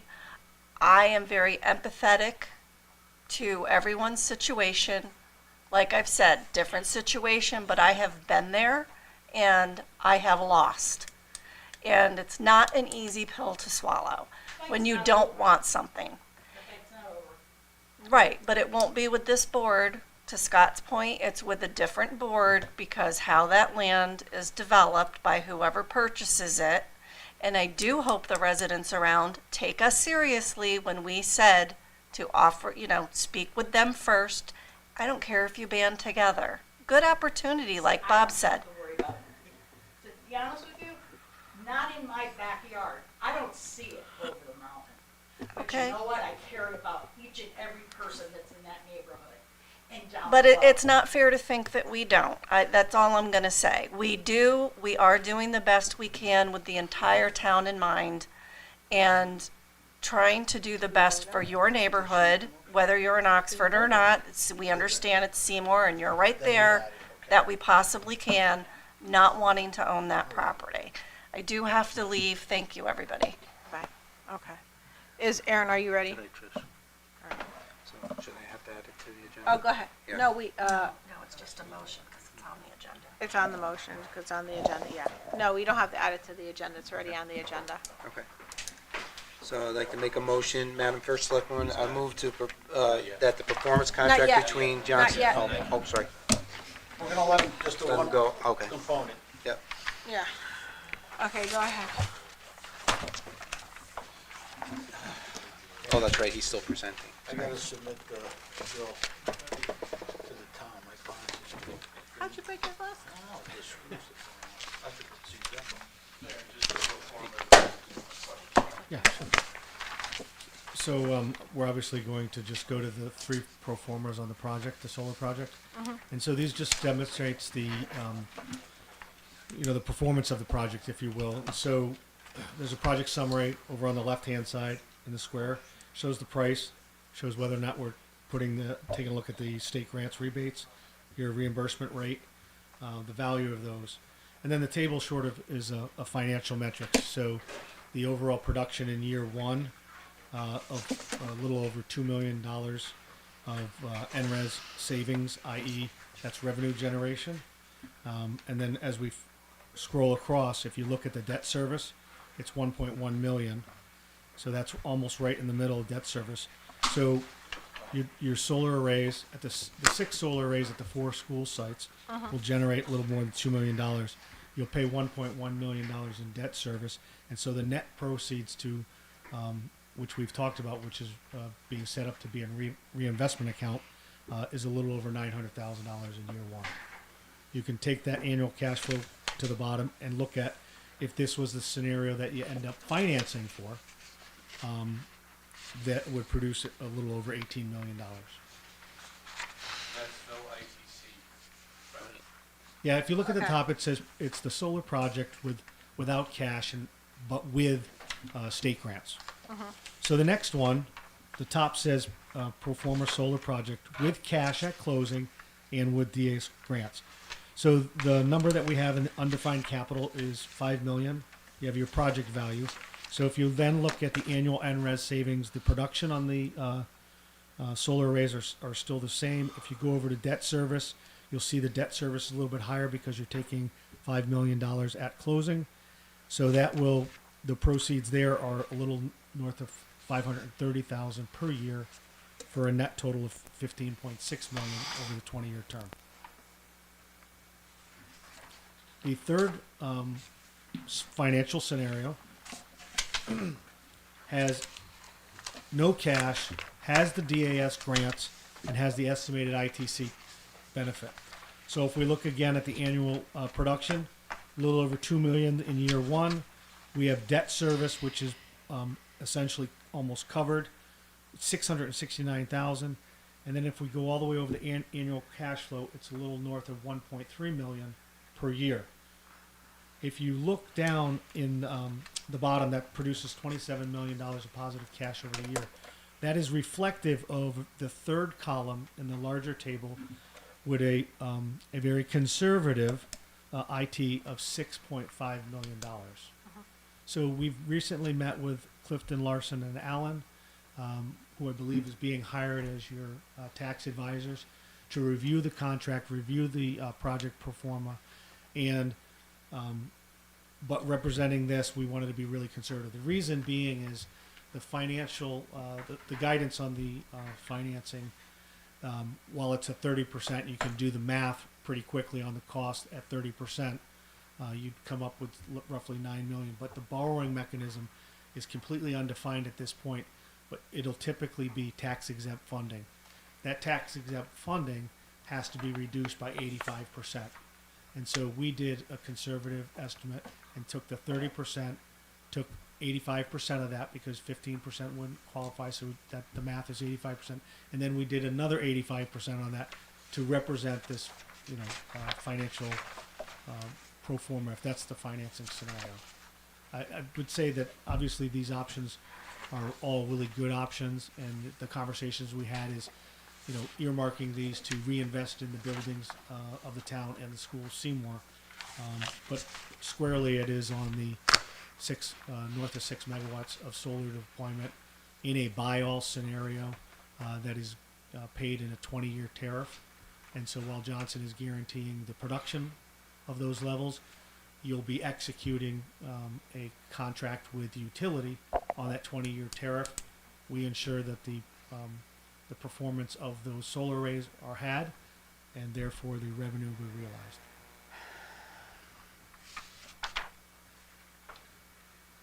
Go ahead. What happens after 20 years? So the panels are warranted at 25-year panel. The inverters will be 20 years.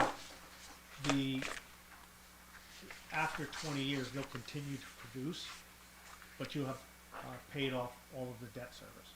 Now you can pay the debt service off faster in this, but this was set up from a financing perspective. So oftentimes the panels they have degradation, so the panels will be producing about 83%, and you can see that if you look at the annual NRES savings in that second column. For each year it goes down, and that's because there's degradation in the panels. So year 20 they're at 83% roughly of production level, and then they're going to continue to keep producing. If technologies increase, the racking and electrical system is basically a 50-year system. You could replace those panels with better efficient producing panels, but the program is now done. And So Johnson Controls is out of it, and we could do with what, then we have to figure out what to do from Yeah.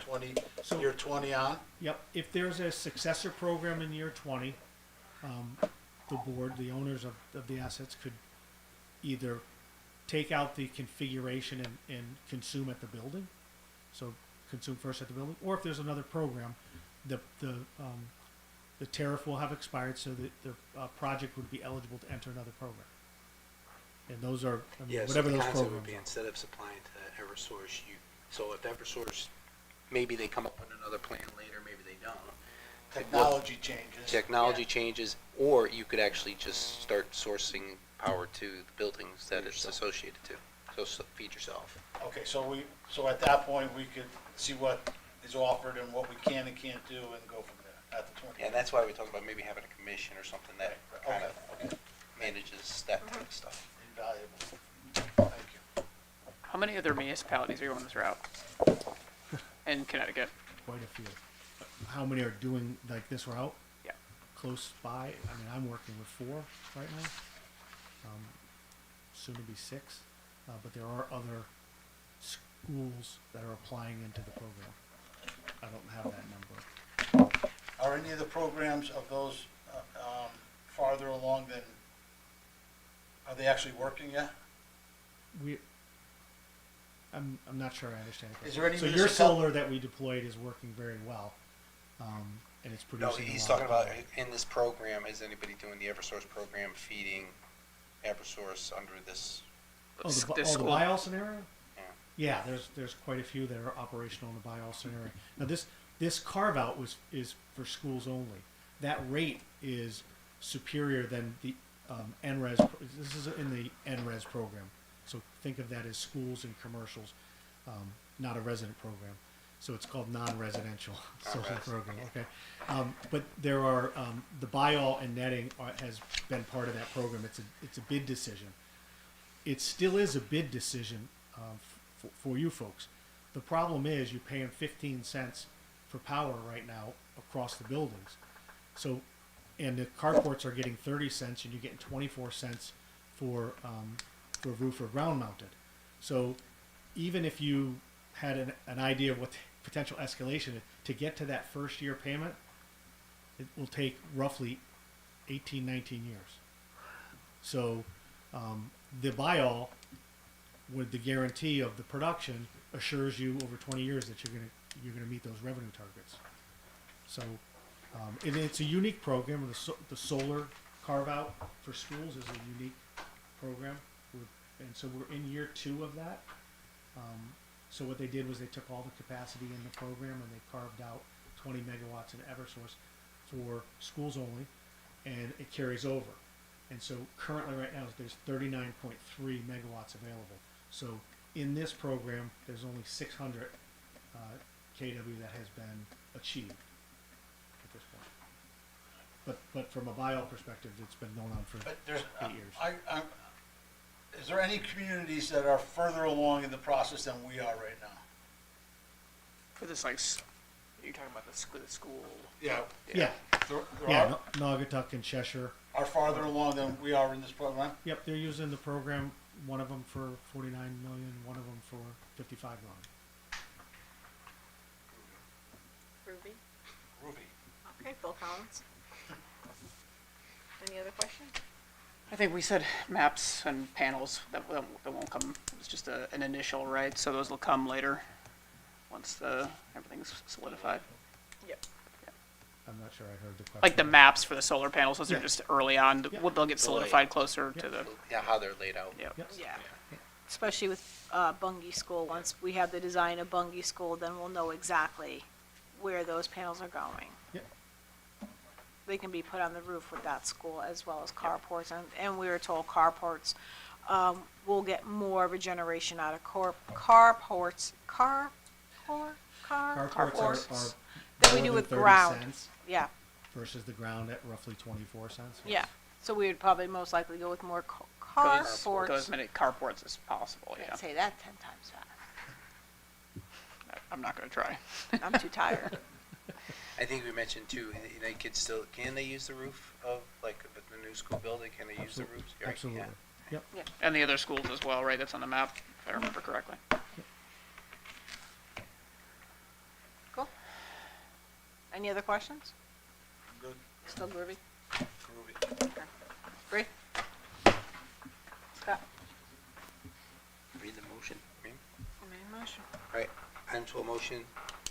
Madam First Selectwoman, I'd like to move that the performance contract between the town and Johnson Controls Incorporated be approved, and that the First Selectman be and is hereby authorized to enter into the contract for such in form acceptable to the town attorney. Second. Motion by Bob, second by Scott. Discussion? All in favor? Aye. Noes? Abstains?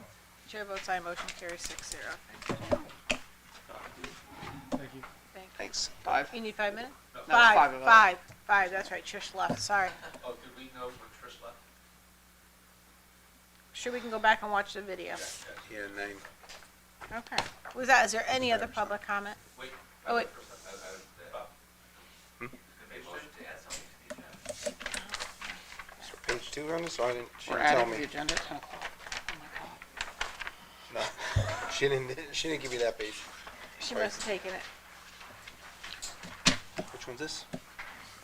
That's the ATC. Okay. Oh, okay, that's a good one. I'll go fast.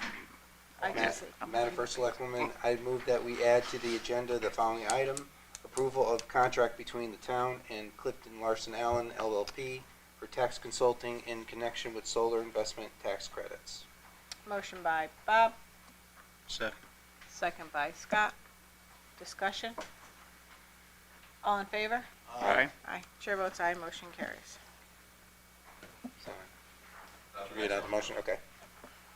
Madam First Selectwoman, I move that the contract between the town and Clifton Larson Allen LLP for tax consulting in connection with solar investment tax credits be approved, and that the First Selectwoman be and is hereby authorized to enter into contract for such informed acceptable to the town attorney. Motion by Bob, Second. second by Scott. Discussion? They're on the state bid list, correct? Okay. All in favor? Aye. Chair votes aye, motion carries 5-0. Thank you. Is that it? All right. Public comment? There's still one person left in case anybody in TV land wants to know. All right, selectmen's comments. Bree? I had the honor of going to the graduation, or as former select person Fred Stanek likes to call it, the most important town meeting of the year. So it was pretty exciting to see all of the accomplishments. I think that was my favorite part, is when they announce and have all the kids stand up, accomplishments and clubs and things that they've done. Also pretty cool because it was actually my 20-year graduation anniversary, and I hadn't been back to graduation, so that was an odd one for me. But yeah, it was an honor to be there and exciting to see and celebrate. Great. I do, but I just don't have the strength, so I'll save it for next meeting. All right, because remember, we only have one meeting in July. Yes, ma'am. Okay. Bob? No comments. Scott? I will also save it for July. Good golly. Okay. Anything you could say for July over there? Almost. Congratulations to Ethel Fernandez, who was 100 years old. I had the opportunity to go to her birthday party and celebrate her 100 years young. Congratulations to our pre-K, kindergarten, 5th, and 8th grade on their moving up, and of course our high school students. And we do have a couple of students graduating from Nanawag, so I want to wish them a congratulations, as well as Emmett O'Brien. And I did have the opportunity to see the memorial for Grayson Lido, who was the outside courts at the middle school. He was a middle schooler who had passed away, so they dedicated the outside basketball courts. Yeah, they did. So it's kind of cool. And Holy's Pond, we had Miss Alterio bring up Holy's Pond. I did meet with George, our state reps for Oxford, state reps for Seymour, Aquarion's engineer, as well as Chris Edwards, and there is a plan. They have to put a scope of work together that our town engineer is putting together, and as we know, that takes some time, so we can go out to bid to look at how we are, in Nafis and Young, how we are going to handle that. The Aquarian does not want us to really dredge that pond because it will mess up with their filters, but there's something that we can all come together to an understanding. And that's really... we met with Veolia to go over contract negotiations because our contract with Veolia is coming up. So that was that. And I met with the small businesses today to go over some stuff in the downtown area and get their feedback, as well as don't forget about the Red, White, and Boom on July 2nd, 2026. And with that, I bid everybody a good night.